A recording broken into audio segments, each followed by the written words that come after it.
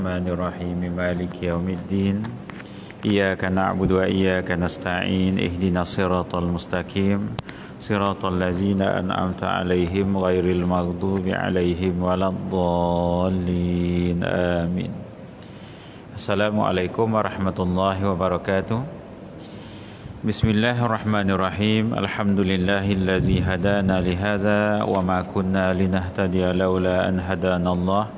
Wa bihi nasta'in ala umuri dunya waddin. Wassalatu wassalamu ala sayyidina Muhammad wa ala alihi wa sahbihi ajma'in. Subhanaka la ilma lana illa ma 'allamtana innaka antal alimul hakim. Rabbi shrah li sadri wa yassir li amri wahlul 'uqdatam min lisani yafqahu qawli. Wa la haula wa la quwwata illa billahil aliyyil azim. Amma ba'd. Al-Fadil, Tuan Imam, tuan-tuan, alhamdulillah, syukur banyak-banyak kita pada Allah Subhanahu wa taala. Allah izinkan kita duduk dalam majlis ilmu, kita sambung kuliah kitab Jauharul Mauhub wa Munabbihatil Qulub. Mudah-mudahan sama-sama kita peroleh rahmat dan keampunan daripada Allah Subhanahu wa taala. Lama Allah Taala bagi kita bercuti dan Allah Ta'ala kurung kita di rumah kita sendiri dengan harapan kan kita supaya selepas dikurung tu kita bertambah dokek dengan Allah, kita bertambah rapat dengan Allah. Itu tujuan Allah Ta'ala kurung kita kan. Dia kurung kita ni bukan saja suka-suka tuan-tuan, tapi dia nak tengok siapa lepas kena kurung ni dia bawa satu perubahan dalam diri dia untuk nak memperbaiki banyak kelemahan kan. Kalau sebelum tu kita bebas, lepas tu Allah Ta'ala biarkan kita dengan anak-anak, Allah beri kita masa dengan isteri, nak tengok apa yang kita buat dengan anak-anak dan apa yang kita buat dengan isteri kita. Itu tujuan Allah kurung kita. Jangan kita hari ni negative thinking, tapi kita thinking positif. Kita fikir yang baik-baik yang daripada Allah, sebab sesuatu yang Allah Ta'ala nak bagi ni yang kita tak tahu tuan-tuan kan, dia nak bagi kebaikan akhirat kat kita, dia susahkan sikit kita kat dunia, dan juga dia nak beri penghujung kebaikan, penghujung hidup kita yang baik, dia sempitkan kita kat dunia sikit. Jadi kita hadap semua tu dengan rasa redha kat hati, dengan rasa kita ni senang kat hati, hati yang terbuka. Jadi memanglah tuan-tuan, ramai orang yang rindu sembahyang jemaah, ramai orang yang rindu majlis ilmu. Kita nampak semua tu kan. Dan juga bila mana Allah Ta'ala sekat semua tu, kerana apa? Kerana ada sesuatu daripada dia. Jadi kita sambung kuliah kitab Jauharul Mauhub. Saya pun tak ingat sampai muka surat berapa. Ingat tak muka surat apa? Abang ingat tak muka surat berapa yang kita tanda dulu last? Ya, 17. Muka surat 17.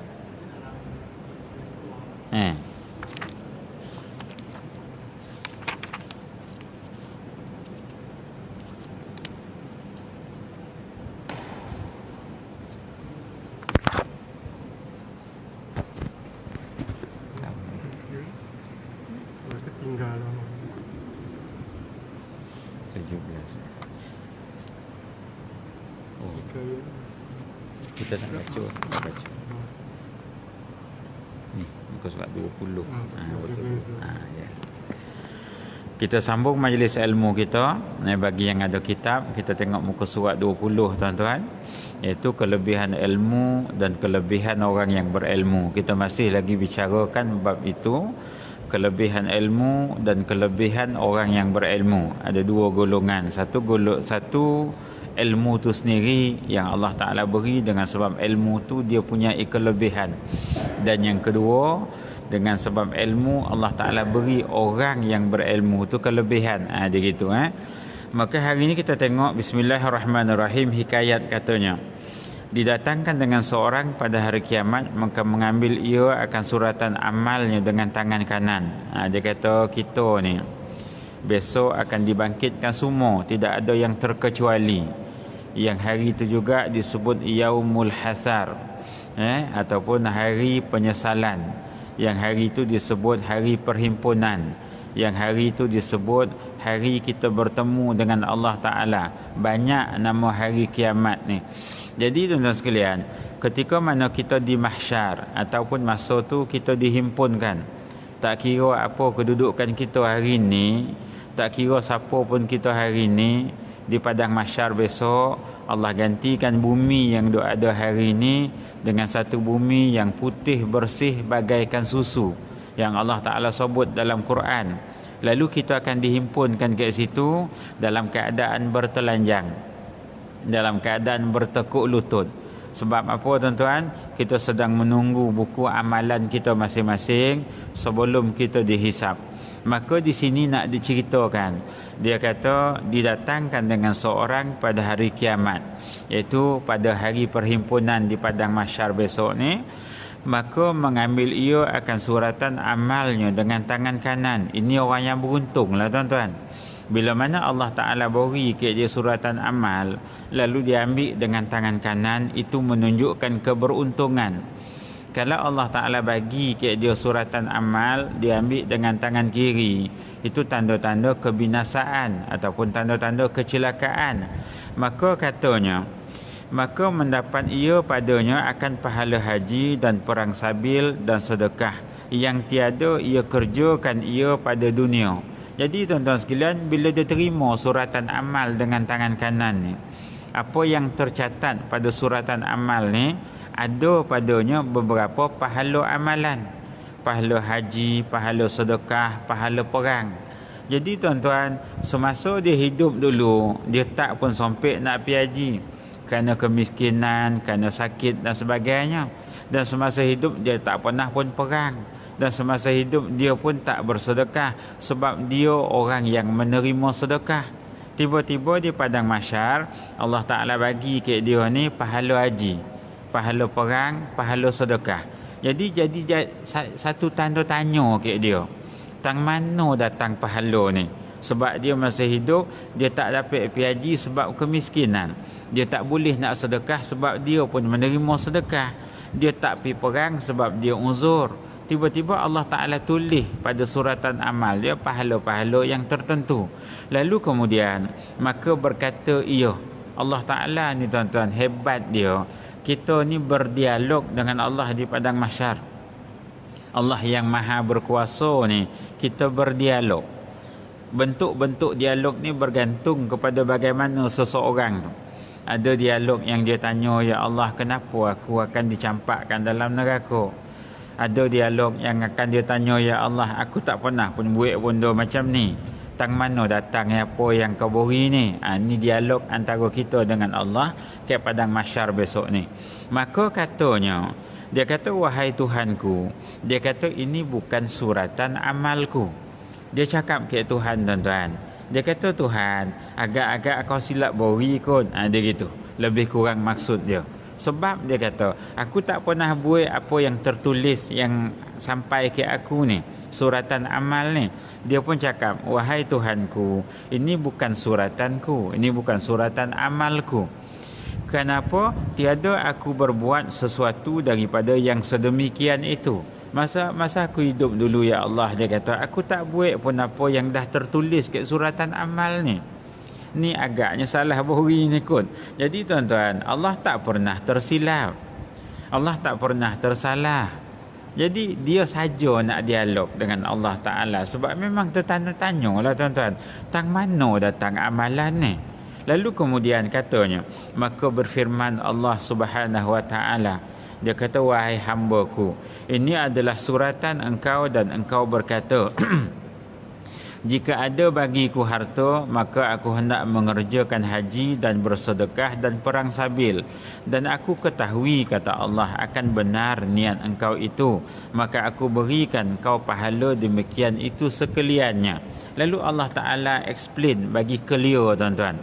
Allah kata, wahai hamba-Ku, masa kau hidup dulu memang aku beri kau miskin, sedangkan kau pun menerima sedekah, dan kau tak punya apa, memang kau miskin, kata Allah Ta'ala. Zakat terima, sedekah kau boleh terima, tapi niat yang terpendam dalam hati kau tu, yang siapa pun tak tahu. Tiap tahun bila orang pergi Mekah, jiran kau pergi Mekah, kau nangis malam-malam. kau bangkit malam-malam. Ya Allah, berilah aku rezeki, aku pun teringin nak pergi Mekah. Bila kau tengok orang sedekah, kau bangkit malam-malam. Kau kata, ya Allah, ya Tuhan, berilah aku rezeki, aku pun nak sedekah juga macam orang yang sedekah. Bila kau tengok orang yang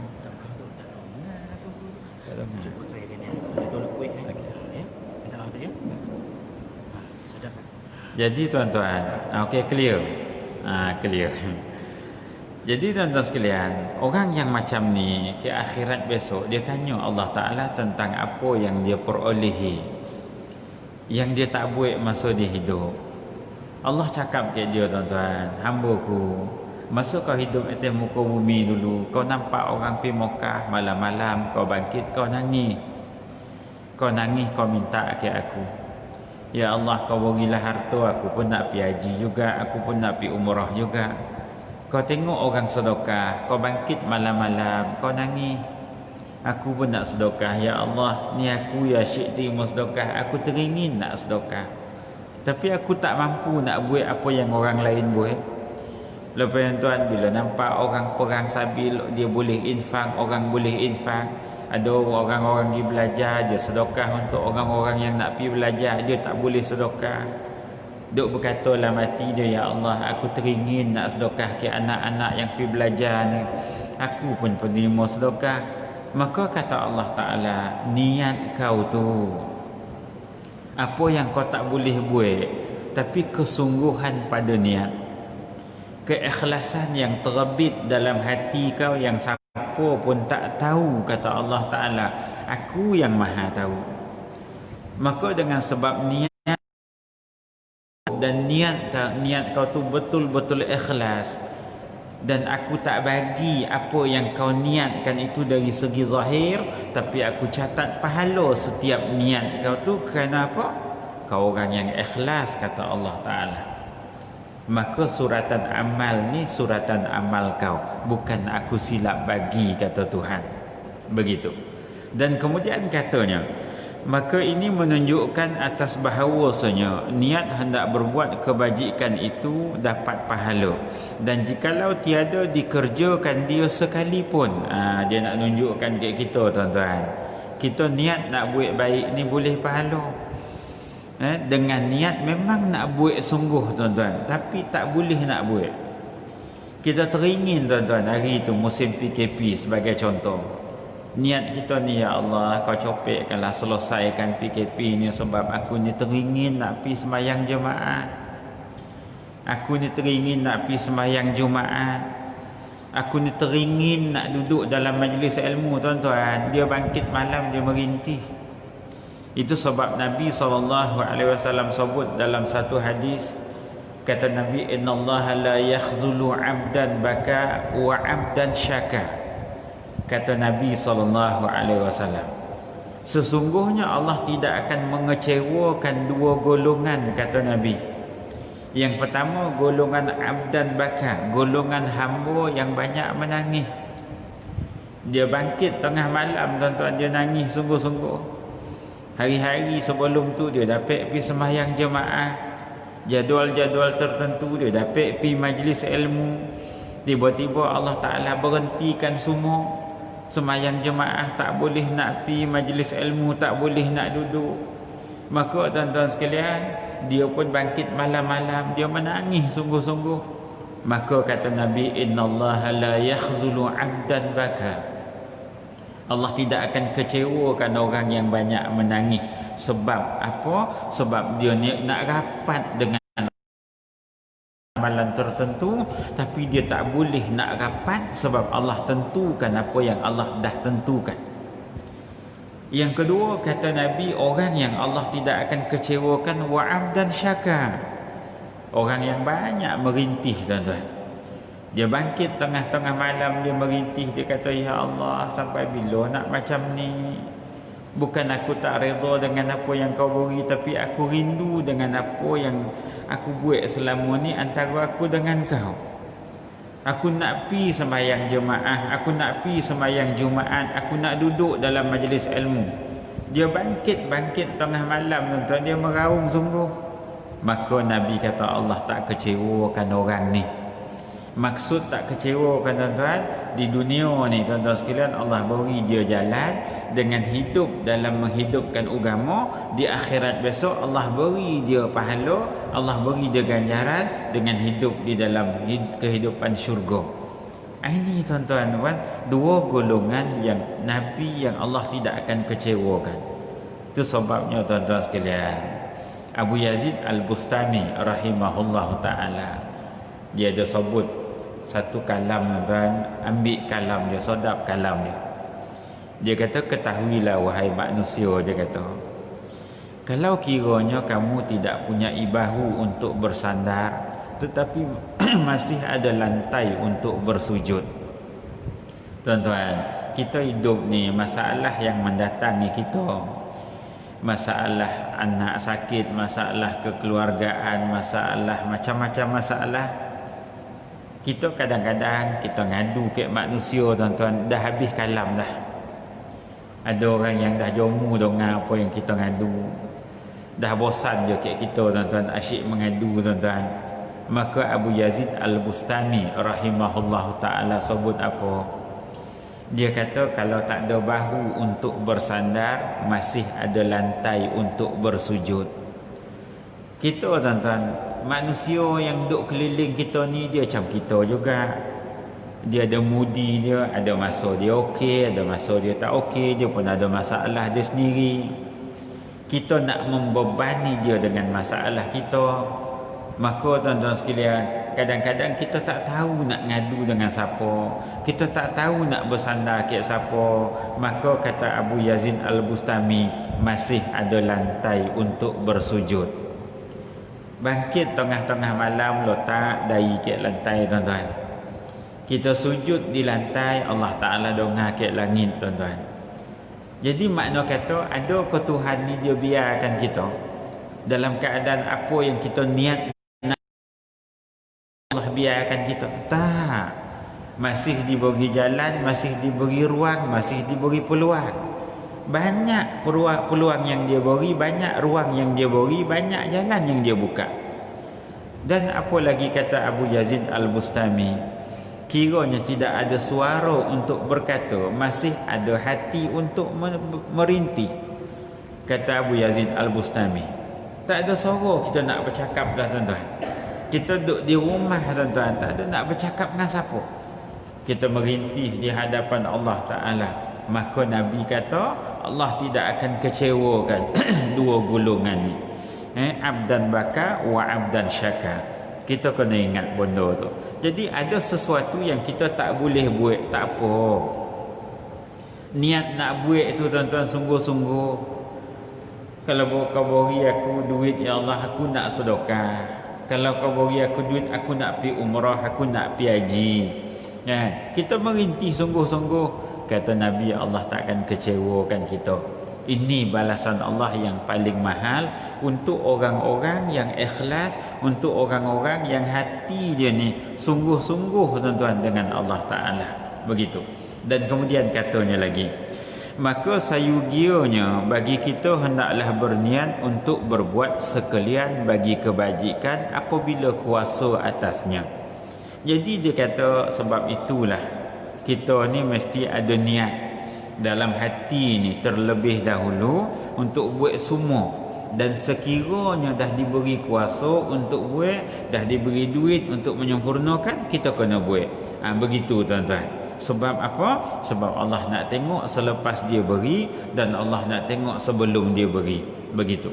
Dan kemudian, maka hendaklah berniat menuntut ilmu itu akan redha Allah Ta'ala dan negeri akhirat. Dia kata kita niat menuntut ilmu ni bukan nak pandai tuan-tuan, nak cari redha Allah. Niat menuntut ilmu ni bukan nak pandai. Pandai itu Allah Ta'ala yang bagi. Tapi niat kita mengaji ni, kita nak supaya Allah redha hidup kita dengan sebab ilmu. Itu tuan-tuan. Sebab tak ada ilmu ni kebinasaan. Saya nak bawa satu contoh lah tuan-tuan. Kita ambil pengalaman masyarakat yang ada keliling kita tuan-tuan. Saya nak cerita kerana Allah dalam rumah Allah ni. Sebulan lebih kurang sebelum berlakunya PKP tuan-tuan. Sebulan lebih kurang sebelum berlaku PKP. Ada satu keluarga tuan-tuan sekalian, bola-bola Seremban. Dia tuan-tuan sekalian, budak lelaki ni dia tak ada ayah. Jadi pak saudara dia ni ada yang rajin duk ikut kuliah saya ni, macam tuan-tuan lah yang duk follow kuliah saya. Alhamdulillah, jenis-jenis orang istiqamah mengaji ni. Maka bila anak buah dia yang laki-laki tu yang nak kahwin tuan-tuan, pak saudara ni salah seorang pak saudara yang duk ikut kuliah saya ni jumpalah saya. Dia kata, ustaz, dia kata saya ni bosan hati waktu nak minta tolongan ustaz. Dia kata anak buah saya ni nak nikah, dia kata dengan orang Perak. Jadi saya nak ustaz jadi orang pangkal lah, makna kata segalanya tu kayak gitu lah tuan-tuan. Jadi tak apalah tuan-tuan, orang dah berhajat macam tu dan kita pula boleh buat, insya-Allah lah, tak ada masalah lah nak buat. Maka tuan-tuan sekalian, pilah nikah sebulan sebelum PKP berlaku. Saya hantar dia pergi nikah tuan-tuan ke Perak. Saya hantar dia akad nikah tu tuan-tuan. Saya duduk sebelah dia. Kita ni dah macam bapak lah tuan-tuan. Dia tak ada bapak, tapi tak adalah niat nak ambil omak tuan-tuan kan. Cuma kita ni diminta tolong begitu kan. Yang anak dia ni umur budak lelaki ni 21, anak sulung dia, 2 beradik lah kan. Dia tak ada bapak meninggal lama dah, umur 21. Isteri dia umur 24. Tak apalah tuan-tuan, dah jodoh kan, dah jodoh, kita no comment. Sebab jodoh ni Allah Ta'ala yang tentukan. Maka tuan sekalian, dia pun nikah, buat kenduri kat Perak. Saya pun hadir kenduri. Dah kita ni macam bapak lah dah kan, dah macam bapak lah kita ni. Dia gitu. Isteri saya ada 2 masa tuan-tuan jangan ingat tak ada pula kan. Ni bukan nak tambah yang ketiga, bukan. Ni nak cerita tuan-tuan, kita tu orang minta tolong. Jadi tuan-tuan sekalian, selesai nikah nak buat kenduri, nak buat kenduri kat kampung dia pada 23 berlaku PKP 18. Nak buat kenduri 23 hari Ahad tu, sebelum PKP tu kan. Jadi tuan-tuan sekalian, budak laki-laki ni dan isteri dia yang baru dinikah ini dah baliklah kampung omak dia ni. Budak perempuan ni balik kampung mentua lah kira-kira tuan-tuan, untuk nak nyambut kenduri pada 23 hari bulan. Dengan kehendak Allah berlaku PKP 18 hari bulan. Jadi pasangan laki bini yang baru menikah ni tuan-tuan dah terperangkap tiap kampung. Kenduri apa pun tak jadi sebab PKP. Jadi tuan-tuan, keluarga dia pun bagi tahu saya, tak, memang kita faham lah, satu Malaysia kan, memang tak boleh buat apa majlis dah, itu arahan, tak apalah. Maka tuan-tuan, dalam tempoh PKP lebih kurang 3 minggu, lebih kurang 3 minggu tuan-tuan, selepas budak ni berada di kampung, maka saya dapat panggilan telefon daripada mak budak laki-laki ni. Saya dapat panggilan telefon, dia kata, ustaz, saya dah sakit kepala ni, kata mak dia. Saya kata, sakit kepala pasal apa? Anak saya ustaz yang baru nikah bergaduh besar laki bini. Bergaduh besar laki bini. Sampai ke tahap gaduh tu memang teruk. Maka tuan-tuan sekalian, bila mak dia WhatsApp saya, telefon saya, kemudian mak dia satu hari tu telefon saya kata saya nak bercakap dengan laki-laki ni. Saya cakap dengan dia tuan-tuan. Ni saya cerita dalam rumah Allah. Saya kata, masa kamu nikah hari tu, ustaz yang hantar. Ustaz ni pengganti bapa kamu masa kamu nikah hari tu. Ustaz yang hantar.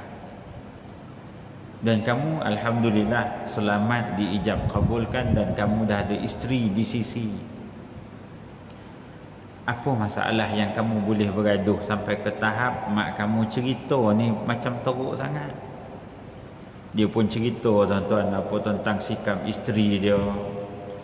Isteri dia belasah dia, isteri dia tumbuk dia, isteri dia maki mak dia. Saya pun cakap dekat dia, saya cuma dengar je apa yang kamu cakap. Saya nak pergi kat kamu tak boleh, kamu nak datang ke saya pun tak boleh dengan keadaan sekarang. Cuma saya nak cakap satu ya, kamu sebagai suami, apa persediaan kamu sebelum kamu ambil seorang perempuan untuk dijadikan isteri? Persediaan kamu apa? Memang saya tanya betul-betul tuan-tuan. Kita ni pergi ke Perak, hantar dia sampai akad nikah, sampai dia kenduri selesai tu, atas permintaan seluruh ahli keluarga dia.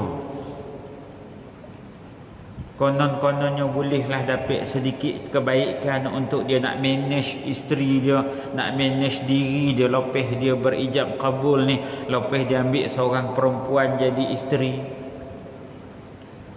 Saya cakap dekat dia dalam telefonnya tuan-tuan, ustaz yang hantar kamu pergi menikah, ustaz yang duduk di sebelah kamu ketika kamu diakadkan, ustaz yang tunggu kenduri kamu sampai selesai, ustaz ni macam bapa kamu tadi. Tak boleh ke kalau sikit masalah yang terbit daripada isteri kamu, kamu boleh sabar dengan dia sebab kamu suami. Tak kira lah dia lebih tua atau tidak dengan kamu. Dia umur 21, bini dia umur 24. Soal umur bukan persoalan, soalnya persediaan kamu tu jadi suami. Maka tuan-tuan, apa ending dia? Ending dia tuan-tuan, beraduh pi beraduh mai, bercerai dah. Bercerai dalam tempoh PKP. Dia jatuhkan talak kepada isteri ni depan mak dia, depan wan dia apa semua sekali. Lepas dia jatuhkan talak depan isteri dia ni, dia pun mak dia pun telefon saya, anak saya dah ceraikan isteri dia ustaz. Pergi buat report polis tuan-tuan untuk nak melepasi sempadan, nak melepasi negeri balik Perak. Dah bercerai dah tuan-tuan. Ni yang kita kata binasa hidup tanpa ilmu. Sampai bila kita hidup, kita nak bersandar kepada nafsu. Yang dalam kitab ni nak sebut tuan-tuan, maka hendaklah berniat dengan menuntut ilmu tu semata nak cari redha Allah. Hidup kita Allah redha bila kita ada ilmu. Mana hidup kita tu tertolong dan ditolong. Tapi kalau kita hari ni tuan-tuan, kita boleh menuju jalan untuk nak pergi mengaji, dengan sengaja kita tak nak mengaji, kita tu sombong dengan Allah Ta'ala yang nak beri ilmu kat kita, maka hiduplah dengan kebinasaan. Ini maksudnya tuan-tuan. Jadi tu sebab saya nak bawa contoh jelas. Puncanya tuan-tuan ilmu. Kalau dia seorang suami yang sabar, tak kiralah dia umur berapa, tak kiralah bini dia umur berapa, sebab dia suami. Tujuan dia kahwin nak hidup bersuami isteri. Khutbah nikah pun dah sebut, apa semua pun dah sebut. Maka tang mana tuan-tuan sabar dia ketika dia nak mengaji, ketika dia nak beristeri. Begitu. Maka tu kata dia, menuntut ilmu itu adalah keredaan Allah Ta'ala untuk nak dapatkan negeri akhirat. Dan katanya, dan menghilangkan jahil daripada dirinya. Kita tak nak hidup dalam kejahilan. Sebab apa kata ulama, wa fil jahli qabla al-maut li ahlihi wa ajsamuhum qabla al-kuburi kubur. Kan? Dalam kejahilan itu, orang yang jahil itu telah pun mati sebelum dia dimatikan, dan jasad dia tu menjadi kubur buat dia sebelum dia dikuburkan. Ni bahaya jahil. Orang jahil ni dah mati tuan-tuan, sebelum Allah matikan dia, dia mati dah. Jasad dia tu jadi kubur buat dia sebelum kita pergi tanam dalam kubur sebenar. Ni kata ulama. Dan kemudian katanya, dan daripada orang yang jahil dan menghidupkan agama, kerana bahawasanya kekal agama Islam itu dengan ilmu. Dia kata kekal Islam itu dengan ilmu. Islam yang kita ada ni tuan-tuan, dia kekal dengan sebab ilmu. Dia berdiri itu dengan sebab ilmu. Dan katanya, dan tiada sah zuhud dan takwa melainkan dengan ilmu, dan tidak sah zuhud, tidak sah takwa melainkan ilmu. Jadi kalau kita nampak kadang-kadang orang ni macam zuhud, tuan-tuan nampak orang mana itu macam zuhud lah kan. Pakai kereta pun tak kereta tahun 70-an kan, pakai Toyota KI10 contoh lah tuan, ya tak kan. Kononnya zuhud, tanya tak boleh kau kereta baru. Saya ni bukan apa ustaz, saya ni nak zuhud lah rasa dia kata. Itu bukan zuhud tuan-tuan, tu kodokun kan. Ni tuan-tuan, zuhud ni tuan-tuan, dia perlu ilmu. Dan takwa ni pun dia perlu ilmu. Tak jadi zuhud ni dengan apa yang orang nampak, oh kesian ni, jubah pun jubah lama ni kan, pakai kereta pun kereta lama, tu bukan zuhud. Dan kemudian katanya lagi, dan katanya melainkan dengan ilmu dan berniat syukur atas nikmat iman dan akal dan sihat badan. Dia kata hendaklah kita berniat bersyukur kepada Allah Ta'ala dengan nikmat sihat, dengan yang pertama nikmat iman. Syukur kita atas nikmat iman dan alhamdulillah iman kita masih terpelihara kan, sehingga hari ini kita masih lagi jadi orang-orang yang baik, dan mudah-mudahan baik sampai mati. Biar penghujung hidup kita ni husnul khatimah kan tuan-tuan. Macam baru-baru ni 3 minggu lepas contoh kan, yang jelas nyata. Saya cakap ni tuan-tuan boleh pergi tanya sendirilah Imam Masjid Sungai Sikamat, Ustaz Zur-Nur Ain ya, masjid baru Sungai Sikamat, masjid tepi sungai. Kalau tuan-tuan pergi masjid tu, kalau rasa panas terjun dalam sungai sebelah kan. Masjid betul-betul tepi sungai, cantik masjid. Jadi tuan-tuan, 3 minggu lepas Khamis malam Jumaat, imam masjid tu meninggal, muda lagi kan, Ustaz Zur-Nur Ain ni. Jadi sekalian, bila dia meninggal tu, orang beritahu saya dalam kos boleh. Saya tuan-tuan, memang saya terasa sangat-sangat dia meninggal. Sebab sengaja masjid tu sebulan sekali kan, sebulan sekali. Dan kadang-kadang tu tak dapat datang lah. Tu normal lah kehidupan saya tu kan. Jadi sekalian, imam masjid tu, ustaz tu, setiap kali saya kuliah tuan-tuan, dia duduk paling depan dengan rehal, dengan kitab. Saya ngajarkan masjid tu kitab tafsir sufi.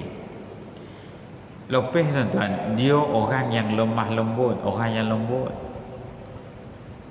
dengan sikap tawaduk dia tuan-tuan, dengan akhlak dia. Dia meninggal malam Jumaat. Jadi saya dapatkan cerita daripada sahabat-sahabat masjid. Malam tu ustaz dia kata, dia sama-sama baca Yasin kat masjid lah, tapi dia sama-sama lepas balik pada masjid, dia sama-sama baca surah Al-Kahfi dengan isteri dan anak-anak dia pada malam terakhir dia tu. Tuan-tuan boleh pergi sembang dokek dengan kita, bukan jauh tuan-tuan. Saya bukan bawa cerita dongeng, boleh pergi sembang. Saya sayang sangat dengan Ustaz Zur-Nur Ain ni kan, sebab apa tuan, akhlak dia dan sifat tawaduk dia dan kasih dia kepada ilmu ya. Ini tuan-tuan kelebihan dia. Dan kemudian katanya, menuntut ilmu itu dan jangan berniat dengan berhadap manusia padanya dan mendatangkan dunia dan kemuliaan pada raja dan lainnya daripada dunia, maka tiadalah dapat fadilat menuntut ilmu tersebut. Wallahu alam. Kita berhenti kat situ. Kita ikut SOP tuan-tuan. Kena ingat Bismillahirrahmanirrahim. Alhamdulillahirabbil alamin, wassalatu wassalamu ala sayyidina Muhammad wa ala alihi wa sahbihi ajma'in. Allahumma hdina bihudaka waj'alna mimma yusari'u fi ridhaka wa la tuwallina waliyan siwak wa la taj'alna mimman khalafa amraka wa asak wa hasbunallahu wa ni'mal wakil wa la hawla wa la quwwata illa billahil aliyyil azim. Rabbana atina fid dunya hasanah wa fil akhirati hasanah wa qina azabannar. Sallallahu ala sayyidina Muhammad wa ala alihi wa sahbihi wa sallam. Walhamdulillahi rabbil alamin. Assalamualaikum warahmatullahi wabarakatuh.